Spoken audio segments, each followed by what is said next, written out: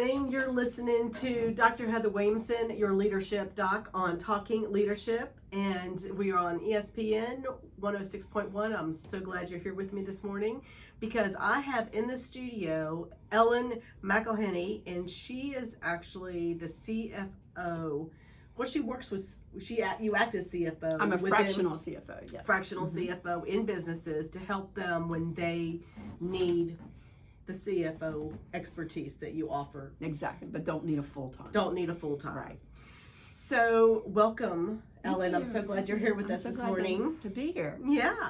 So tell those who are listening a little bit about what you do at CFO Plus Services. Okay, so we are a full-service fractional CFO firm, plus we do QuickBooks bookkeeping. I have a couple of ladies who, Brenda and Teresa, who also do QuickBooks bookkeeping for clients, mostly my clients.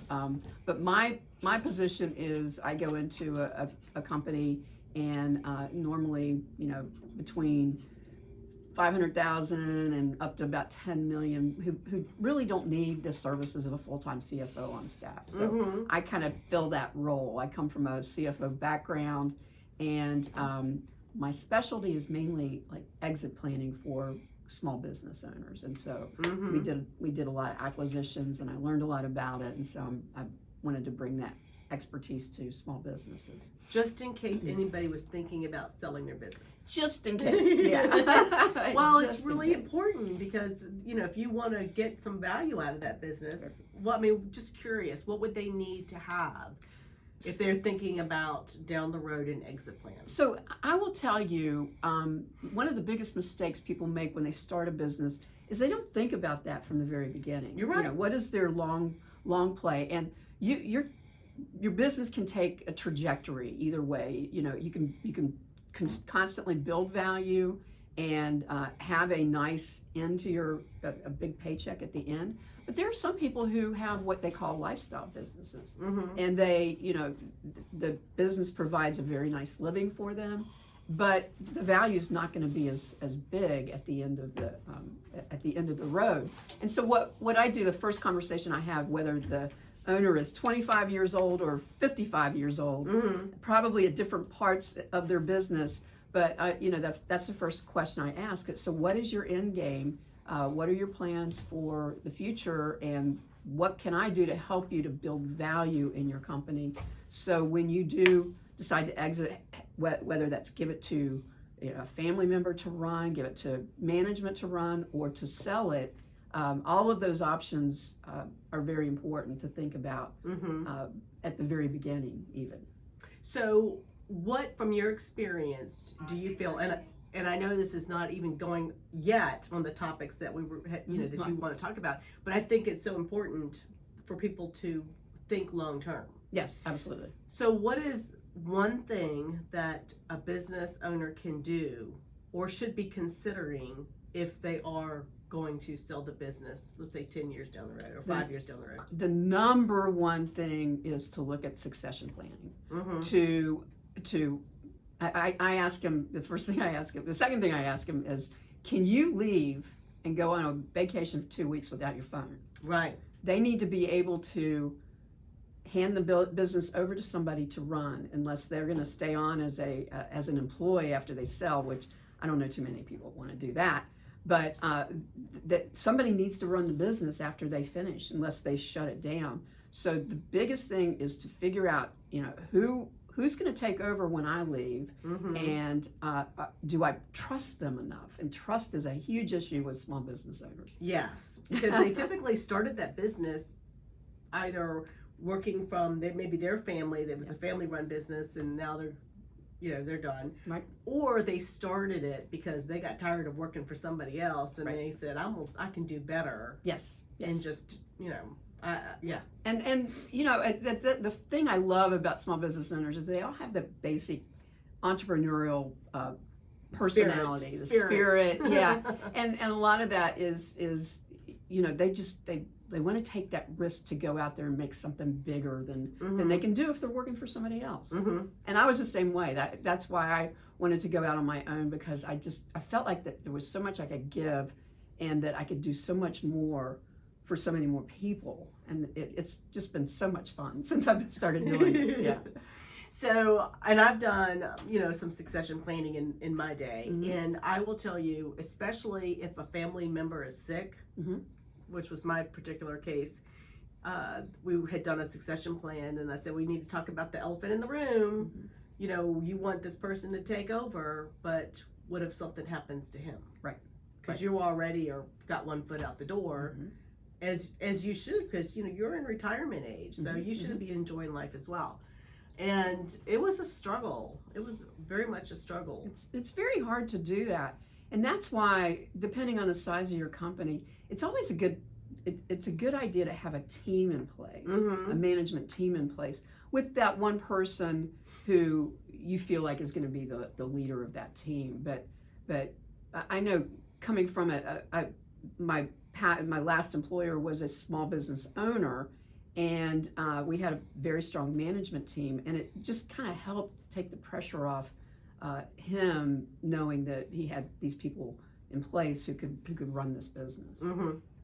Because everybody should be able to go on vacation, yes, without their phone, and or take your phone, but you should not be getting calls at work. Right, your exactly. people that are behind should be able to handle. They should be able to do that. Exactly. So what, some transforming from a solopreneur to a business with employees. Yeah. Tell me about that. Well, that's a personal experience, and it's funny because I started my business 6.5 years ago, and started out just as a private contractor, fractional CFO, and I thought that I would always be that until I retired, and then the pandemic hit, and I started talking to other small business owners. We had a really strong group of women business owners that we met. I think we were meeting every week over Zoom, just to so we didn't go crazy. Because, right. It was so lonely being a small business owner, a solopreneur. And we started talking about the possibilities. And right after, not too long into the pandemic, I got a call from a friend of mine who had just gotten laid off from her job. And we started talking back and forth about, what she could maybe do to help me, because my business actually did well in the pandemic because people needed the kind of work that I do. And so this whole idea of offering bookkeeping services, because people were asking me about that. Right. And so we got her QuickBooks certified, and she became my first full-time employee. And since then I've added another full-time employee on that side of the business. And it was just that change in mindset from being, I work with company owners, and I never thought of myself as a company owner. And man, now I am. Now you are. Yeah, and it's congratulations. Well, thank you very much. Yeah. So, and then how you lead changes when you become that business owner with employees. I mean, it's not like you making 100% of the decisions and just keeping all that information obviously to yourself, because you don't need to share with anybody. Right. So how does that come into play? So it's been very easy, because the good thing about the people that I hired, I've worked with them before. Oh, so they both worked before me at another company, and so they were a known quantity for sure. And so being able to share information with them was easy, because I knew who I was working with. It wasn't anything very new. And so just but knowing that I had to do that in order to scale my business, because I talk to people about this every single day. It's like, if you want to grow, you're going to have to start trusting people. You're going to have to start adding new employees and that kind of thing. And it was just a strange change in my mindset, that I was one of those people that I talk to every day suddenly. And I know. Like, look in the mirror. Yeah, exactly. But these women who work for me are just it's just so fun to work with them. There's nothing that causes us any angst about what we're doing. We're just out there working and having a lot of fun.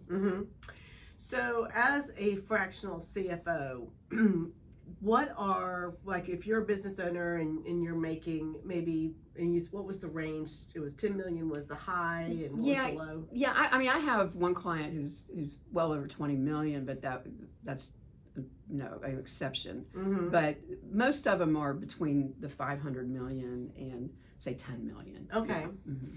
And what are the signs that business owners should be looking for to start thinking about that decision of hiring a fractional CFO? So the biggest thing besides is pulling their hair out. Yeah, that's right. So one of the things that has been eye-opening for me is I'm working with the state of Virginia puts on they have a class through the Department of Supplier Diversity, and it's called Scaling for Growth. Oh, okay. And it's a class that is put together for small business owners in the state, and what they do is they go through modules and they learn about every aspect of running a business. And so I've been helping them with the financial statement module. Uh-huh. And what I have found is a lot of small business owners, they don't want to deal with financial statements, but you have to. I mean, if you want to get a loan from the bank, if you want to do anything really that involves money, you have to have good financial statements. Mm-hmm. And so one of the things that people, first of all, they need to be able to, they need to have a bookkeeper who is putting all their expenses in and doing all the right things. And then they need to have these financial statements, and I help them read the financial statements. I help them budget. A lot of people who are giving money, like banks and other people, they are now asking for forecasts not only of your P&L but of your balance sheet, and I can help them with all that, and cash flow planning. A lot of people call me when they have cash flow problems, and to help them with that, because I'm helping them build value and building their balance sheet up to look good for the bank. And even in understanding a P&L sheet. Yep. I remember when I first saw my first one, I was like, I don't understand what this is telling me. I know when I enter it in QuickBooks, I can see my balance, and I know I can do categories to see where most of the money go towards, but most people, they look at their cash balance, and they many times they get that from the bank, and revenue. Right. I mean, business owners are big on revenue. How much did I grow my revenue? Doesn't matter if my profits went down, as long as I grew my revenue. And so I teach them that there are more important things than revenue growth. There's building up your balance sheet. In fact, loan officers at banks look at your balance sheet more than they really look at your P&L, because that tells the story. That's a cumulative of how you've done throughout the time you've been in business, whereas the P&L is just like 1 year or so. And they look at both in conjunction, and that's how they get what kind of cash you're generating, so if you can pay off a loan, that kind of thing. So all that important stuff. Yeah, all that important stuff. I guess I'm getting a little wonky here. So, and then paying your team is also important. Oh yeah, absolutely. You have to have enough money to pay your team. I know. If not, you're going to hear from them. That's right. Exactly. So when it comes to your team, how do you add value to developing your team? What does that mean? So, and it's been really difficult. I know, when I worked in corporate, I was always in the office and everybody was there. So it's a lot easier to be a leader when you're talking to people face to face every day. So now we're completely remote, and so it's just communication. You really have to be on top of your communications with your team, whether that be through some internal Slack or through email or something like that. And one thing that we do is we once or twice a month we will meet at a place like Gather and have a staff meeting, just so we're face to face, because and it's a lot easier to talk. I mean, even with all the Zoom and all that kind of stuff, it's really a lot easier to bring up problems and questions if you have if you're face to face. Right. So that's really important to me. It's somewhat of a pain because we have to go drive someplace, but it really is worth the extra effort to do that. Yeah, I always say face-to-face communication is the best form. It is. And the best way to communicate, Mm-hmm. and for multiple reasons. But yeah, I think you get a whole lot more accomplished if you're able to make that happen. And we've all, I mean, a lot of us have gotten kind of lazy, because I look at it from a productivity standpoint, and it's like, okay, so if I'm on the road, because I live in Montpelier, so I'm it's like a bit of a hike. 30 minutes from everything in Richmond, but it really is worth making that extra effort to do it at least every once in a while. So how else has leadership, the either hybrid or remote working, how has that really impacted from a leadership perspective of why it's so important to be able to, lead and manage all that? So yeah, it is kind of different. When I was on my own, I didn't really have to worry about that kind of stuff because it was just me.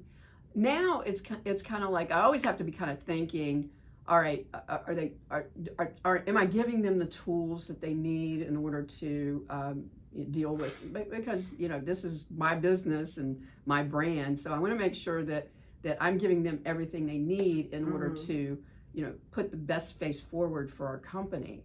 And so that is something that I never really thought about, because when I was in corporate, I was the accounting department, so we didn't think about those kind of things. But now it's more of a salesy kind of thing, and more customer facing.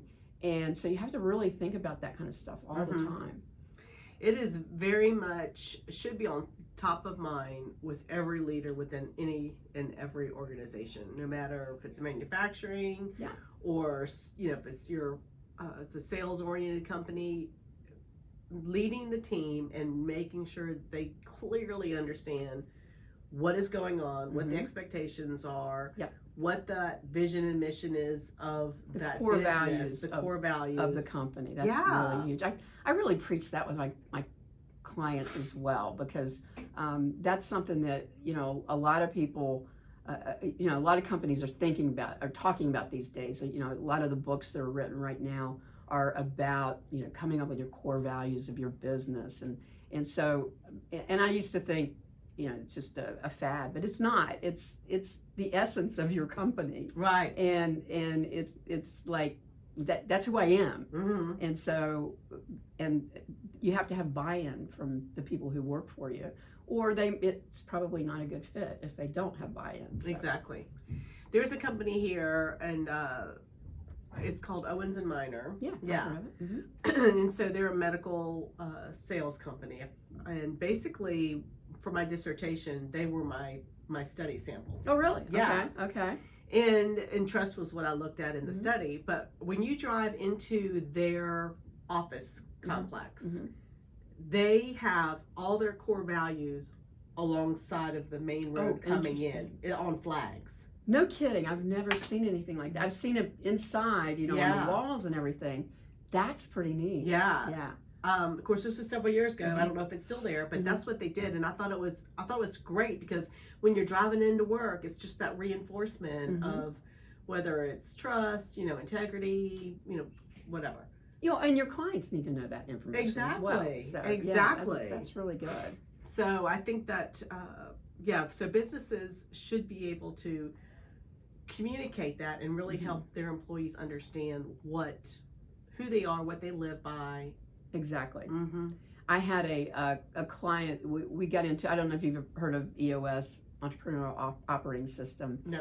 It's all based in, how to do meetings, it's just like an operating system for your operations. So, and one of the things they're big on is coming up with your core values, and they teach you how to do that. And one of the companies that I work with that was very heavily invested in this operating system, and they actually created their yearly employee. When they come in, the employees would come in and talk to them, and they'd give them their assessment for the year. They they had it all based on their core values and how that person,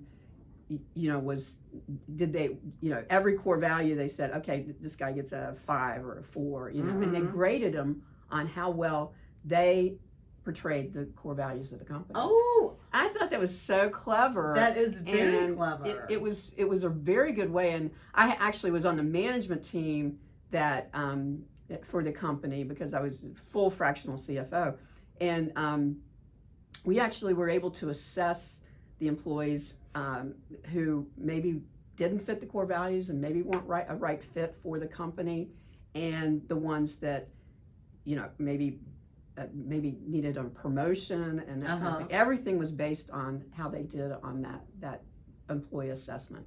And that means that whoever ran that business, the CEO or business owner, they incorporated those core values within every inch of that business, and so it's not just words. Yes. Yeah, exactly. I mean, and the core values are posted all over the place, so they knew, the employees knew where the owner was coming from, and they actually helped the owner come up with these core values. He didn't say, okay, here are my core values. They, as a company, came together. They had a huge company meeting, and they came together, and he actually asked their, obviously he made the final decision because this is his company, but they had a lot of input in what they felt the core values of the company were. Because a lot of people will say, okay, communication is my number one core value. Well, the communication in the company might not be very good. Yeah. They want it to be, but maybe that's something they need to work on before it becomes a core value of the company. There you go. Yeah. Excuse me. And then I'm thinking, I've had a situation where one of my clients I was doing executive coaching with, excuse me, so she had a boss that would downplay her talents to upplay somebody else's. Or you had to steal ideas. Right, exactly.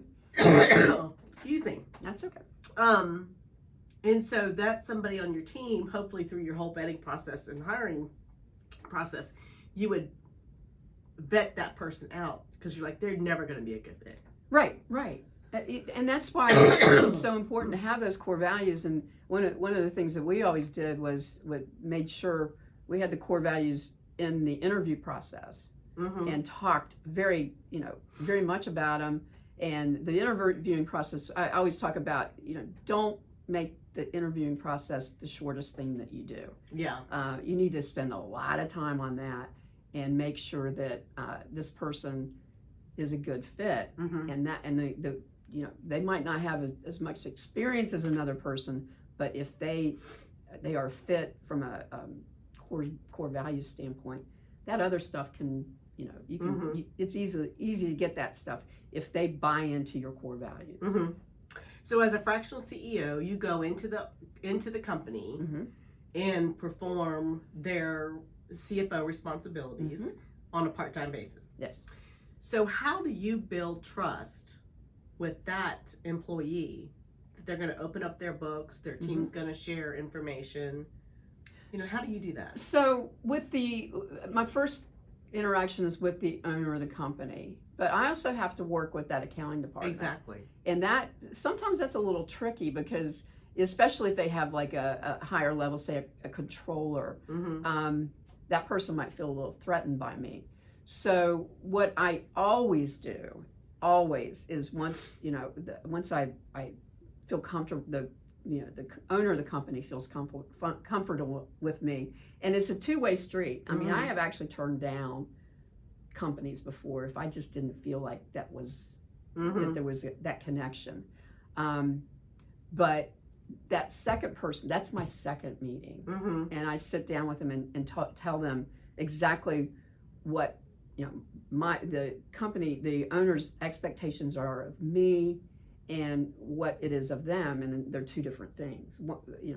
Normally an accountant, a controller, looks back on the numbers. They're the ones who create the financials and put all the information in. But I look forward. I'm the person who does the budget. forecasting. I'm forecasting, budgeting, just helping them, reach that. We do a gap analysis in my meetings with the owner, and say, okay, here's where you are based on your financials, because I do a free financial analysis, and based on what you're saying on your exit, here's where you need to be. Right. So let's put together a plan to get you there. And so it's all about looking forward. Nice. when I'm working with them, and normally that puts their mind at ease. It's like, the last thing I want to do is take your place, and you're very important to this company, and I need you. Exactly. Yes, exactly. Because if that accountant leaves, then I've got to figure out how to get that person, somebody in place of that accountant. So. Absolutely. So how do they get in touch with you, Ellen? If somebody is thinking about maybe selling their business in a few years, or maybe considering fractional, CFO, because they are not ready to hire full time, how would they reach you? So the best way is to go out to our website at CFO Plus Services.com. But you can also reach me by email, which is ellen@cfoplusservices.com. And, we can set up a meeting. I do what's called a discovery analysis, where I will, I'll look at their financial statements for free, give them just an idea of where I think that they could use some help. And then and put together a plan. And if they want to help, if they want help from me, they can get it. If not, they can take that analysis I do and go try to do it themselves. So there you go. No obligation. No obligation. Although if you're smart, you will not try to do it yourself. Well, thank you. I'm not going to say that.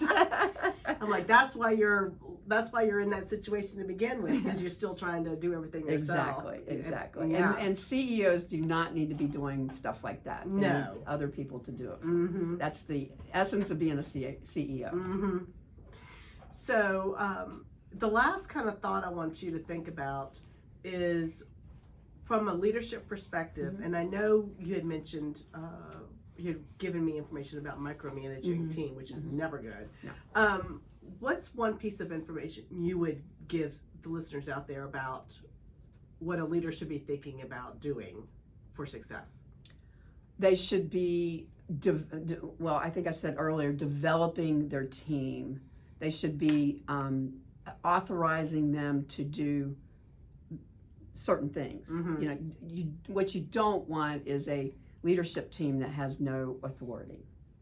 Yes. And I see that so often, where you build up these wonderful potential managers, and they lose all of their potential simply because they don't have the ability to make decisions. And if they do make decisions, sometimes it's overruled in front of their employees, and that just that doesn't work. No. So if you're gonna have a management team, you need to give them some authority. Right. Empower them. Empower them. Yes. Exactly. Excuse me. Empower them, and then truly let them do their job. Yes. Without hovering over them or without second guessing their decisions. It all goes back to that big word, trust. Yes.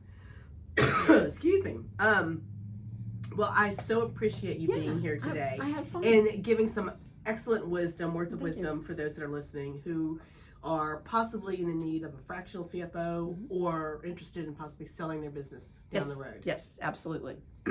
So that's going to do it for us today. Thank you for listening to Talking Leadership with Dr. Heather Williamson, the Leadership Doc, on ESPN 106.1 FM. And if you are interested in improving your leadership skills, whether it's succession planning or executive coaching for a particular person on your management team, you can check out my website at www.transformationgroup.llc.com.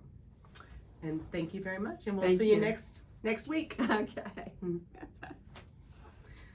In this video, these leadership tips and strategies are sponsored by my company, Transformation Group. And in my company, I work with leaders just like you through individual leadership coaching sessions.